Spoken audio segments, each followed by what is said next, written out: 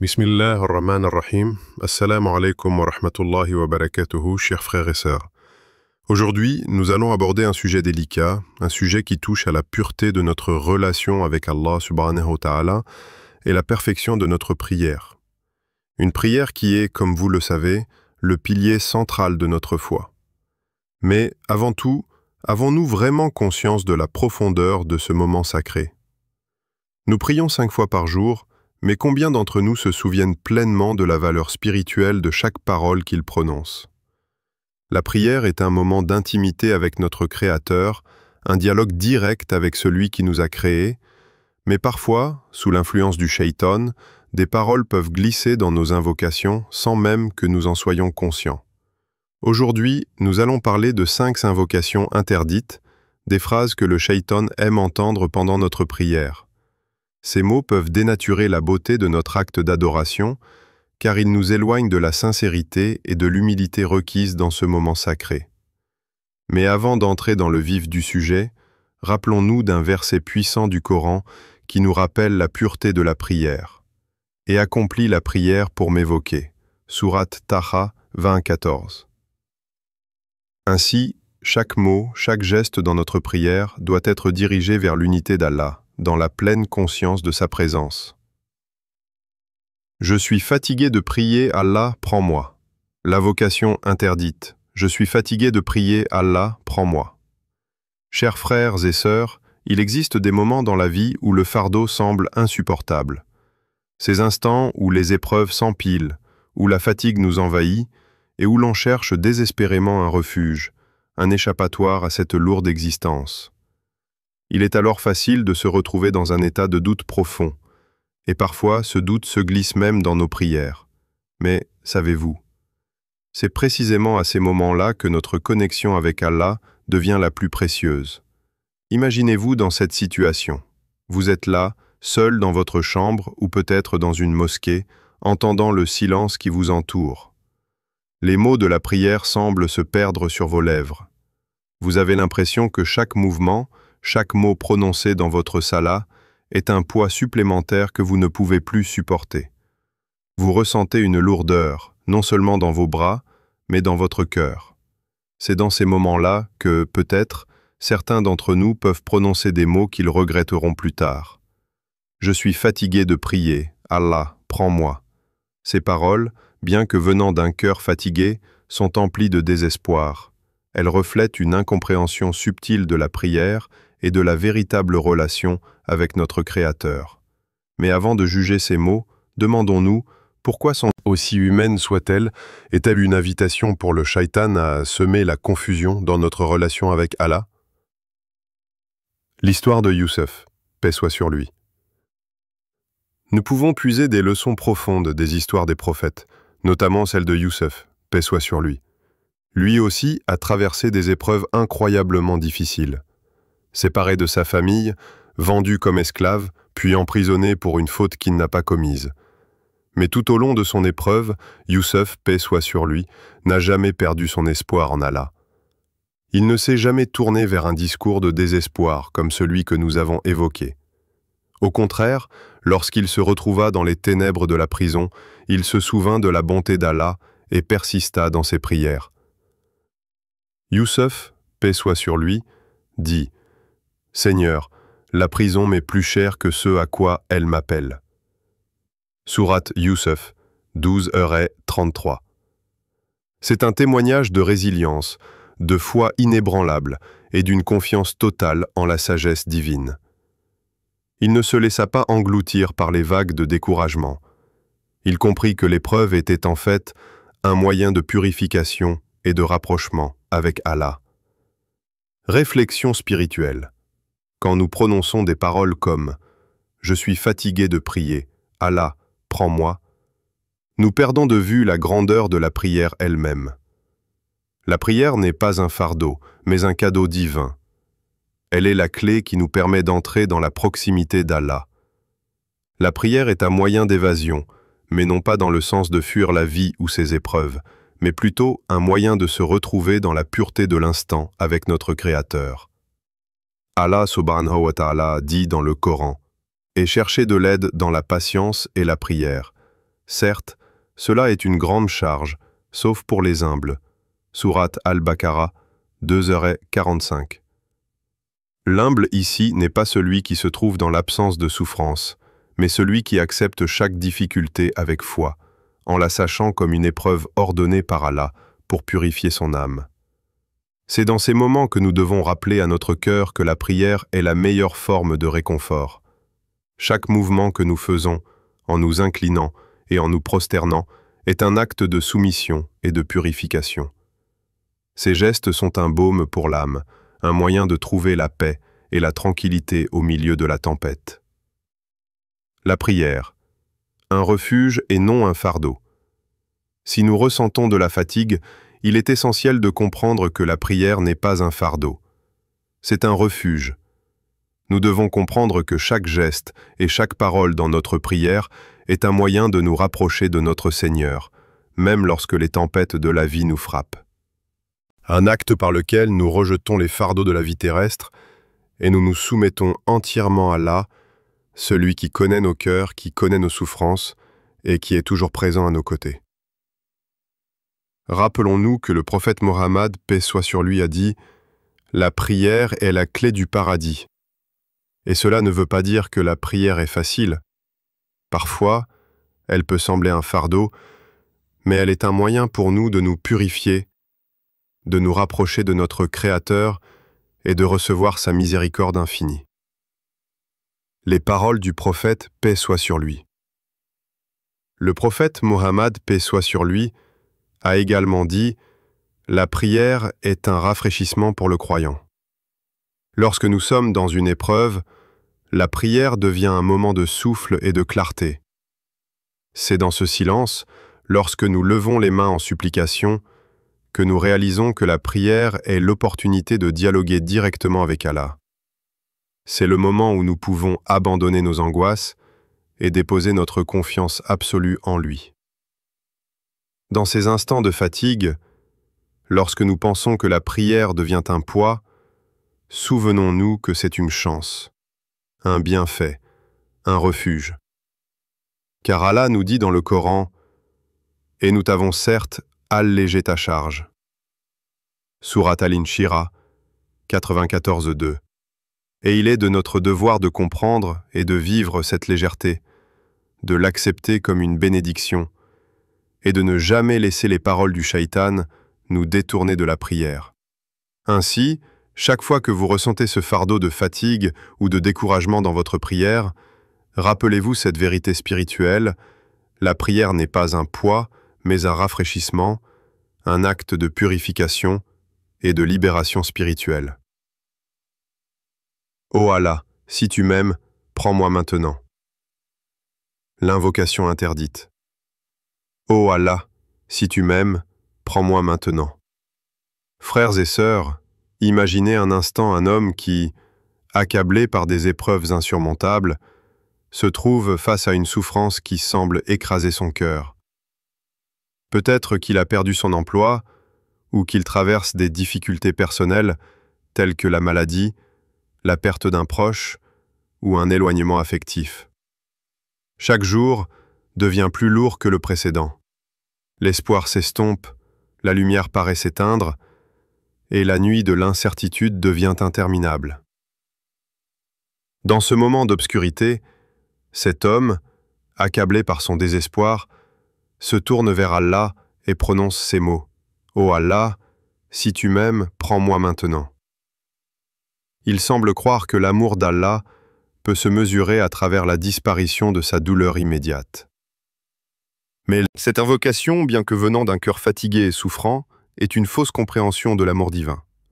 Si cet homme croyait que la souffrance est un signe d'abandon, il passait à côté de la grande sagesse qu'Allah réserve pour ceux qui traversent des épreuves dans la voie de la patience. Il faut comprendre que la souffrance n'est jamais un signe d'éloignement d'Allah, mais un signe qu'il veut nous purifier, nous élever et nous rapprocher de lui. Histoire inspirante. Permettez-moi de vous raconter l'histoire d'un homme qui vivait dans un village lointain. Cet homme, Abu Huraïra, un compagnon du prophète Mohammed, paix soit sur lui, a traversé des périodes de grande souffrance. À un moment donné, Il se retrouva avec très peu de biens et une santé fragile. Mais chaque fois que la souffrance frappait, il ne se laissait jamais aller à des paroles de désespoir. Au contraire, il disait toujours « Ô Allah, je fais face à cette épreuve avec patience, car c'est une purification pour mon âme. » Un jour, lorsqu'il traversait une épreuve particulièrement difficile, un autre compagnon, voyant son état, lui demanda « Ô Abu Huraïra, pourquoi ne pleures-tu pas pour ta condition ?» Et Abu Huraïra répondit « Si j'ai quelque chose à pleurer, c'est pour la peur que je puisse faiblir dans ma foi en Allah. » Cet homme, en réalité, ne cherchait pas à échapper à l'épreuve. Il ne disait pas « Ô Allah, prends-moi maintenant ». Au contraire, il se soumettait à la volonté d'Allah, sachant que chaque épreuve était une occasion de se purifier et de se rapprocher de son Créateur.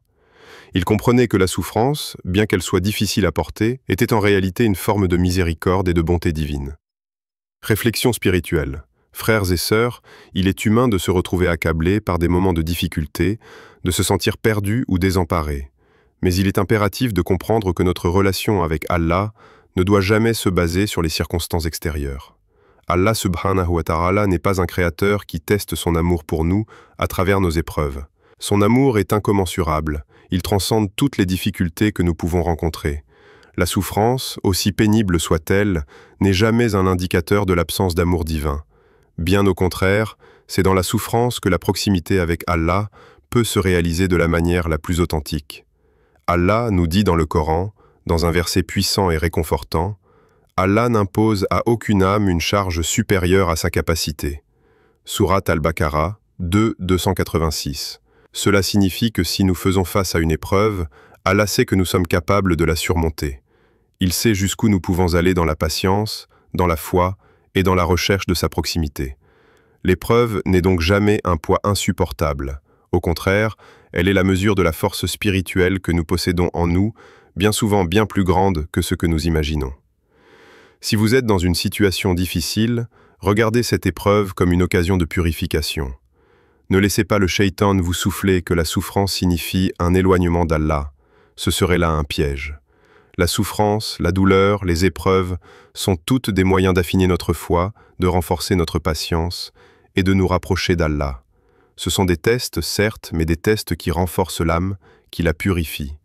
Et chaque test est une occasion de se rapprocher de la miséricorde infinie d'Allah. Il est également important de se rappeler que la souffrance ne signifie pas la fin de notre vie. Au contraire, chaque difficulté traverse un chemin de guérison, un chemin de sagesse que seul Allah connaît entièrement. Il ne nous laisse jamais seuls dans nos épreuves. Il est, en tout temps, le plus proche de nous. Le prophète Muhammad, paix soit sur lui, nous a enseigné de dire « Ô Seigneur, je cherche refuge auprès de toi contre la fatigue et la tristesse, contre l'incapacité et la paresse, contre la lâcheté et la cupidité, et contre le poids des dettes et la domination des hommes. » Sahih al-Bukhari. Cela nous rappelle que la souffrance est un aspect de cette vie temporaire, mais que la véritable richesse se trouve dans notre foi et dans notre patience. La véritable question, chers frères et sœurs, n'est pas « pourquoi suis-je en souffrance ?», mais plutôt « comment vais-je réagir à cette souffrance ?» Voulons-nous abandonner dans la douleur ou voulons-nous, comme le prophète paix soit sur lui, nous tourner vers Allah avec foi, patience et espoir, en sachant que chaque souffrance est une voie vers le pardon et la proximité avec Allah. Ô Allah, je ne veux plus de cette vie. L'invocation interdite. Ô Allah, je ne veux plus de cette vie. Frères et sœurs, il y a des moments dans la vie où les épreuves semblent insurmontables, où chaque jour est une lutte contre soi-même, contre la douleur, la solitude, l'incertitude. Le poids des responsabilités, les blessures émotionnelles, les pertes qui s'accumulent, parfois l'âme se sent écrasée sous ce fardeau et l'idée de fuir cette réalité semble être la seule issue possible. Imaginez un instant une femme accablée par des épreuves multiples, des difficultés financières, la perte d'un proche, peut-être des déceptions personnelles qui lui laissent un vide immense. Elle se tourne alors vers Allah dans un moment de grande désespérance, et en larmes, elle prononce « Ô Allah, je ne veux plus de cette vie ». C'est un cri, une demande pleine de douleur, une réaction impulsive face à la souffrance. Ce n'est pas vraiment une prière, mais un appel désespéré à un Allah qui connaît la profondeur de chaque souffrance, même celle qui ne peut être exprimée par des mots. Mais ces mots, bien qu'émanant d'un cœur brisé, portent en eux un danger. Ce n'est pas la quête d'une vraie solution spirituelle, mais plutôt une tentative d'échapper à la réalité, un rejet des bénédictions qu'Allah nous a accordées, même dans les moments de difficulté. Histoire inspirante. Permettez-moi de vous raconter l'histoire d'une autre femme, une sœur, que l'on appellera Fatima, une femme pieuse, mais accablée par les épreuves de la vie. Fatima a perdu son mari dans un accident tragique, puis elle a vu son enfant malade, sans remède à sa souffrance. Fatima, malgré sa foi, se retrouva un jour dans un moment de grande détresse. Se sentant seule et vulnérable, elle leva les mains au ciel et prononça les mots « Oh Allah, je ne veux plus de cette vie ». Mais dans un moment de calme, après ses pleurs, elle réfléchit à ses paroles. Elle se rendit compte que ce cri n'était pas un véritable acte de foi, mais une réaction du cœur en proie à l'épuisement. Elle se rappela qu'Allah lui avait donné la vie, et que cette vie, même marquée par la douleur, avait un sens profond. Fatima chercha refuge dans la prière, dans la soumission totale à la volonté divine. Elle chercha à comprendre que cette vie, avec ses épreuves, était une opportunité de purification de l'âme, une manière pour Allah de la rapprocher de lui. Un jour, en se réveillant le matin, elle récita cette belle invocation. « Ô Allah, je me soumets à ta volonté. Je fais confiance à ton plan divin. » Et c'est dans cette soumission, dans ce retour à la paix intérieure, qu'elle trouva la guérison spirituelle. La souffrance n'était pas partie, mais son cœur, lui, était guéri par la lumière de la foi. Elle comprit que la vie n'était pas un fardeau, mais un chemin vers la purification et la proximité avec Allah. Réflexion spirituelle. Chers frères et sœurs, ces paroles d'angoisse, de rejet de la vie, sont souvent prononcées sous l'effet de la souffrance, mais elles ne sont jamais la véritable voie vers la paix spirituelle. Au contraire, elles sont une invitation pour Shaitan à semer des graines de désespoir dans nos cœurs. Le Shaitan aime nous voir dans des états de confusion. Il cherche à exploiter notre souffrance pour nous éloigner d'Allah en nous poussant à douter de sa sagesse, à nous tourner vers la fuite plutôt que vers le refuge dans la prière. La prière, mes chers frères et sœurs, est censée nous apporter la paix intérieure, une paix qui vient du cœur, même au milieu des tempêtes. Le prophète Muhammad, paix soit sur lui, nous a enseigné de chercher refuge dans Allah et de faire de chaque difficulté une occasion de se rapprocher de lui. La souffrance, dans cette vie, ne devrait jamais être un moyen de fuir l'existence, mais un chemin pour trouver une lumière plus grande, celle qui ne se trouve que dans la soumission à la volonté divine. Ne vous tuez pas, car Allah est miséricordieux envers vous. Sourate An-Nisa, 4 vers 29. Ce verset est une remontrance douce et pleine de sagesse. Allah nous interdit de chercher la fin de notre existence dans les moments de douleur, car la vie elle-même est un don précieux, une occasion de purifier nos âmes, de nous élever spirituellement. Chaque jour, même les plus difficiles, est un jour qui peut rapprocher notre cœur de la miséricorde infinie d'Allah, si nous choisissons de traverser les épreuves avec patience et foi. La perte de notre patience face aux difficultés, la tentative de fuir cette vie, ne mène nulle part. Chaque jour est un don. Chaque épreuve est un moyen de nous purifier et de nous rapprocher de notre Créateur. Dans cette vie, il est important de comprendre que même les moments de souffrance ont un but. Le but de cette vie n'est pas d'éviter la douleur, mais d'en tirer de la sagesse, de transformer chaque difficulté en une opportunité de se rapprocher de notre Seigneur. Et quand nous ressentons cette souffrance, plutôt que de la fuir, nous devons nous rappeler que c'est dans la douleur que se trouve la vraie force spirituelle. C'est dans cette souffrance que l'on peut acter. Pourtant, il est important de comprendre que cette vision ne correspond pas à la sagesse divine. Imaginez un homme qui, souffrant d'une maladie incurable, regarde autour de lui, ses proches prospérer, se marier, vivre des moments de joie et de succès. Il voit ses amis jouir des bienfaits matériels de cette vie, et sa propre souffrance semble d'autant plus insupportable. Il se tourne alors vers Allah dans un acte de supplication et prononce ces mots. « Ô Allah, prends ma douleur, mais rends-moi riche. » Cet homme, dans sa profonde souffrance, cherche à échanger sa douleur contre quelque chose de tangible, la richesse. Mais ici réside un malentendu fondamental. Il pense que la richesse matérielle est la solution à sa douleur. Cependant, la douleur physique ou émotionnelle n'a jamais été résolue par l'agrandissement de nos biens matériels. La véritable richesse se trouve dans l'âme, dans la profondeur de notre foi et dans la manière dont nous abordons nos épreuves. Histoire inspirante. Un jour, il y avait un homme pieux qui vivait dans une ville lointaine. Cet homme souffrait d'une maladie incurable qui le privait de sa force et de sa capacité à travailler. En voyant les autres vivre dans l'abondance avec leur famille, leurs biens et leur réussite, il ressentait un vide énorme. Il se disait que si seulement il avait une part de cette richesse, sa douleur disparaîtrait. Il se tourna alors vers Allah dans un moment de profond désespoir et, en larmes, il demanda « Ô Allah, prends ma douleur, mais rends-moi riche. » Mais après avoir prononcé ces mots, il s'arrêta. Il se souvint alors d'une chose essentielle. Allah ne nous accorde pas des épreuves pour nous punir, mais pour nous purifier et nous rapprocher de lui. Ce frère, après un moment de méditation, comprit que sa souffrance n'était pas un obstacle à la vie, mais une opportunité de se purifier spirituellement. Il se rappela que la richesse matérielle, bien qu'elle puisse offrir du confort dans ce monde, ne peut acheter la paix intérieure ni apaiser l'âme. Il réalisa que la véritable richesse réside dans la gratitude, dans l'acceptation des épreuves et dans le renforcement de sa foi en Allah. Cet homme se remit alors à prier, non pour une richesse matérielle, mais pour une richesse spirituelle, un cœur rempli de patience, de gratitude et de proximité avec Allah.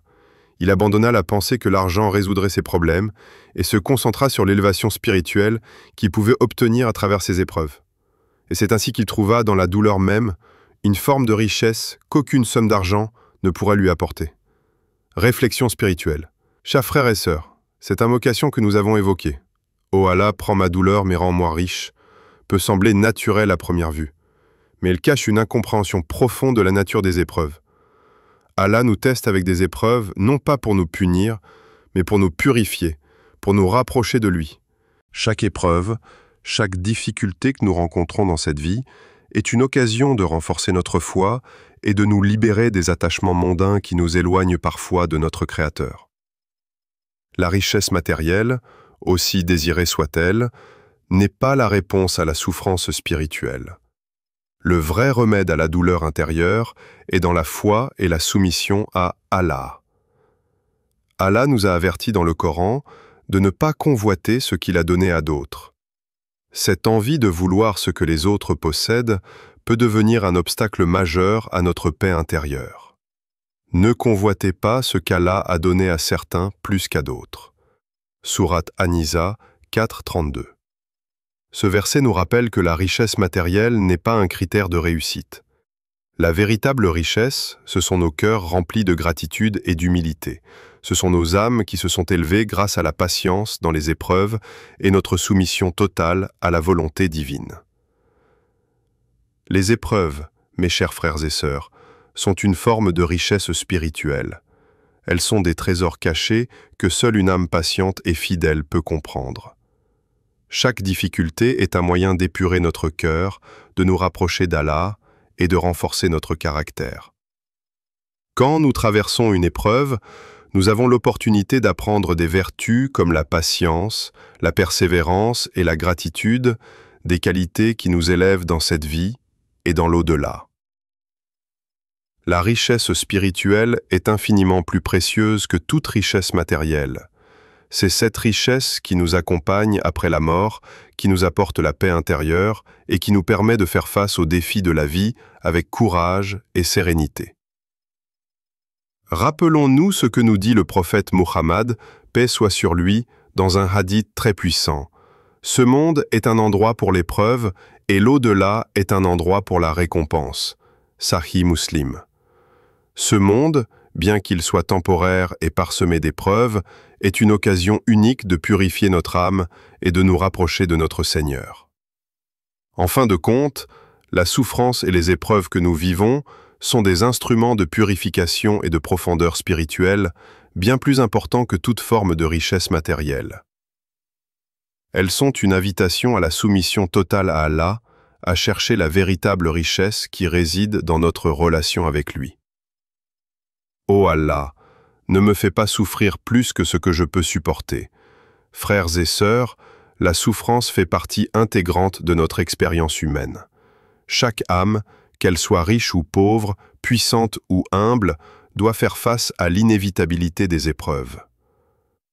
L'une des choses les plus profondes que nous devons comprendre dans notre parcours spirituel, c'est que la souffrance n'est pas un signe d'abandon. Imaginez un homme pieux, Une personne de foi qui a traversé des épreuves difficiles dans sa vie. La maladie, la perte de son bien-être, des défis dans sa famille, peut-être des pertes financières qui l'ont plongé dans un abîme de souffrance.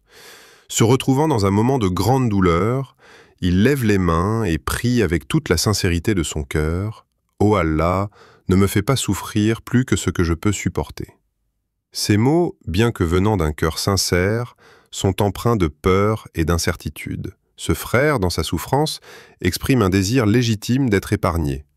Mais dans sa prière, il oublie quelque chose d'essentiel. Allah, dans sa sagesse infinie, ne nous impose jamais une épreuve que nous ne pouvons surmonter. La véritable foi consiste à accepter que chaque difficulté, même la plus dure, est proportionnée à nos capacités spirituelles et intérieures. Nous sommes toujours capables de supporter ce qu'Allah a décidé pour nous, et souvent même plus que ce que nous imaginons. Histoire inspirante. Permettez-moi de vous raconter l'histoire de Salim, un homme qui a traversé des épreuves difficiles. Salim était un commerçant qui avait prospéré dans sa jeunesse. Il avait une belle famille, une maison confortable et tout ce qu'un homme pouvait désirer. Mais un jour, tout s'effondra. Un incendie dévasta son magasin, une maladie incurable frappa sa femme, et ses enfants, bien que jeunes, furent aussi frappés par des problèmes de santé. Salim, accablé par la souffrance, se retrouva dans une situation de grande détresse. Il se sentait seul, sans force, et parfois même accablé par le poids de ses épreuves.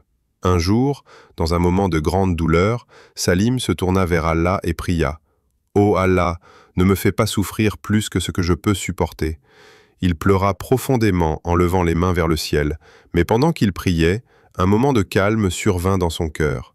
Il réalisa alors que ce qu'il venait de dire était, en fait, une forme de doute sur la sagesse d'Allah. Il comprit que la souffrance qu'il vivait n'était pas un fardeau qu'Allah lui imposait sans raison. Il n'était pas abandonné. Au contraire, cette souffrance était un moyen pour lui de se purifier, de grandir et de se rapprocher de son Seigneur.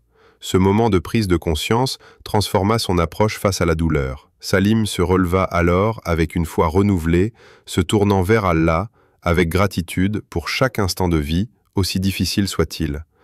Plutôt que de demander à être épargné de la souffrance, il se soumit à la volonté divine, sachant que Allah ne nous accorde jamais plus que ce que nous pouvons supporter.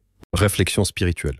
Chers frères et sœurs, cette invocation « Ô Allah, ne me fais pas souffrir plus que ce que je peux supporter », bien que venant d'un cœur sincère, comporte un malentendu fondamental.